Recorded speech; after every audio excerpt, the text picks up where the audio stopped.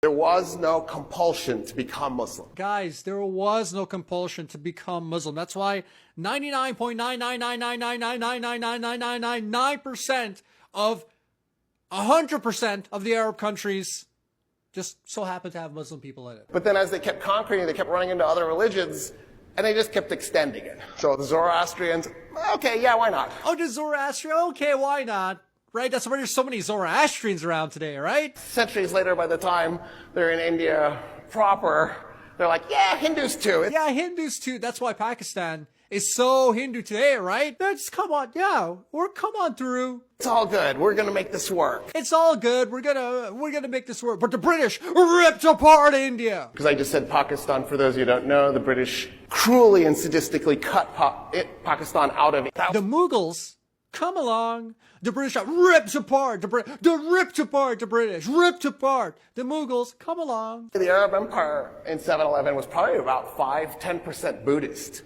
just to mess with you. Oh, they were just 7, 5, 10% Buddhist just to mess with you. How many percent Buddhists are they today?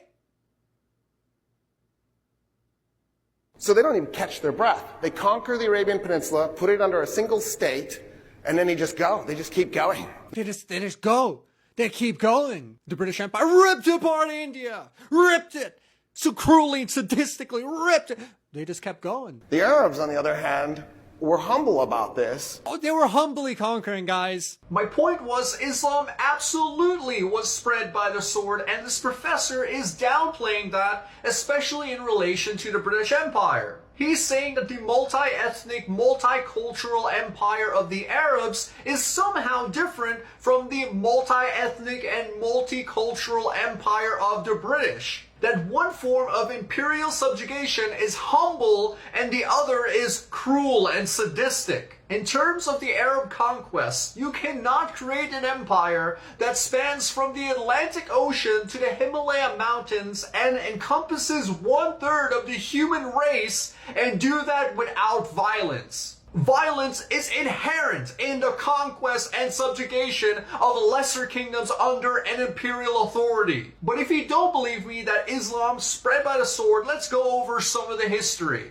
During the early beginnings of Islam, the Arab Peninsula had many different religions, including Christianity, Judaism, Zoroastrianism, and some pagan Arabic beliefs. People were worshipping so many different gods that the holy city of Mecca was now filled with idols. Along comes Muhammad, the prophet of Islam, and he says that we should smash the idols. So he smashes the idols. Because of this, it creates tension between the ruling class that supported paganism versus Muhammad and his rising Islam. Muslims were persecuted and Muhammad himself was driven out to Medina. One of the very next things that Muhammad does is gather his forces and conquer Mecca. Conquer the ruling class there and establish a state for Islam. After Muhammad was Abu Bakr, who would be the first caliph and establish the Rashidun Caliphate.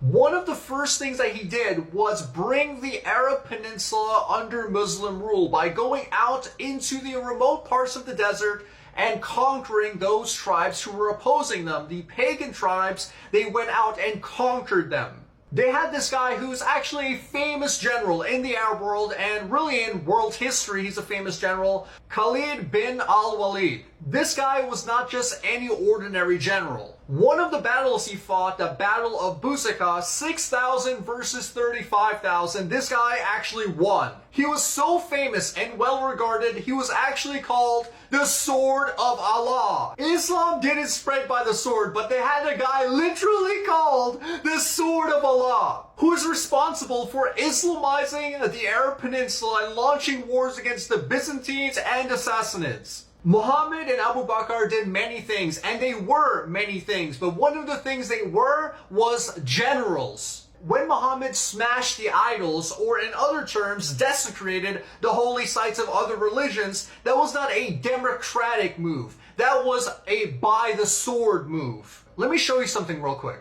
And Allah subhanahu wa ta'ala makes mention of this favor upon the believers. So the weather conditions began to change miraculously.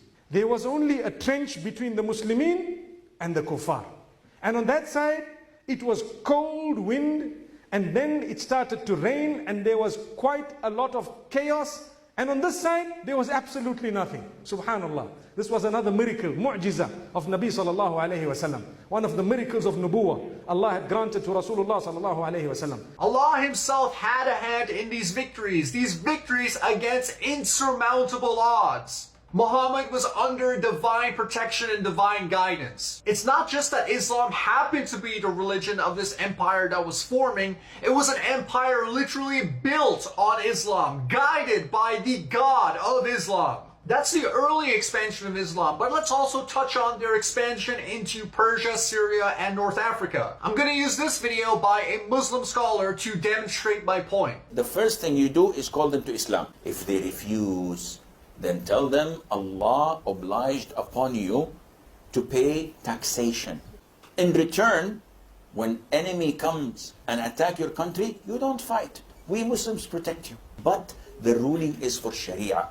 So you do not open nightclubs. If they refuse, then we capture you, you become our slaves, and we take your land, and you take because you refuse, I give you two good options. So pretty much as this Arab empire was expanding, they gave their newly conquered populations a choice. Either you convert to Islam and enjoy equal rights, or you have to pay taxes and then we'll protect you. Also known as a tributary vassal state. But as this guy says, even if you were a Jew or Christian or non-Muslim living under Muslim rule, you would still be subjected to Sharia law. And if you did not accept taxation or Sharia law, they would just conquer you and take your land and take you as slaves. So it's not much of a choice now, is it? And if you want to focus on that technicality of them living under a tributary vassal state instead of being directly converted into Islam, then we could say mostly peaceful conquest. They conquered people with violence and enslavement and coercion,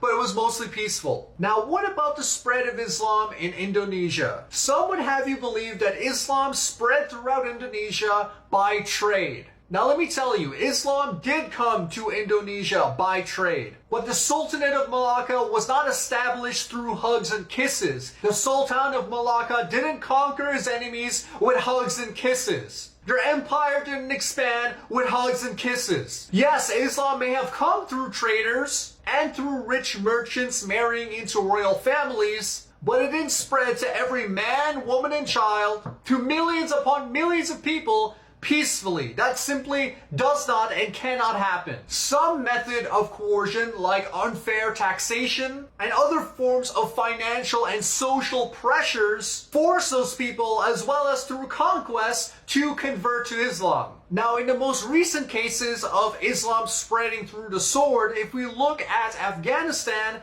there was a point in time when they had the most thriving Buddhist population in the world. This thriving society and rich Buddhist culture, whether they converted voluntarily or not, was systematically destroyed. Every artifact, every temple, every written text was systematically erased. They shot the Buddha statues with anti-aircraft guns, for God's sake. But I'm not done yet. I saved the best for last. I'll read this to you guys, right? One day in 610 CE, when Muhammad was 40 years old, the angel Gabriel appeared to him in his visit to the cave of Naira. The angel showed him a cloth with Quranic verses on it and instructed him to read it. When Muhammad confessed his illiteracy, Gabriel choked him forcibly, nearly suffocating him, and repeated the command. As Muhammad reiterated his inability to read, Gabriel choked him again in a similar manner. This sequence took place once more before Gabriel finally recited the verses, allowing Muhammad to memorize them. Not just in Afghanistan, not just in Indonesia, not just in Syria or Persia or North Africa or the Arab Peninsula, but in the very first revelation of the Quran by the angel Gabriel to Muhammad, violence was used to coerce Muhammad into reciting the Quran. It was spread by the sword from Gabriel to Muhammad. Now, the people who are going to jump all over me and say that I'm absolutely wrong, I don't know anything about Islam, and I'm just picking on them, they're probably not going to make it this far into the video anyways. I mean, just use common sense here. A religion with billions of people, thousands of different individual schools of thought, and hundreds of different societal and spiritual concepts. How can I ever refute all of that in one single video? Stop being so sensitive, like one TikTok is going to take down an entire religion.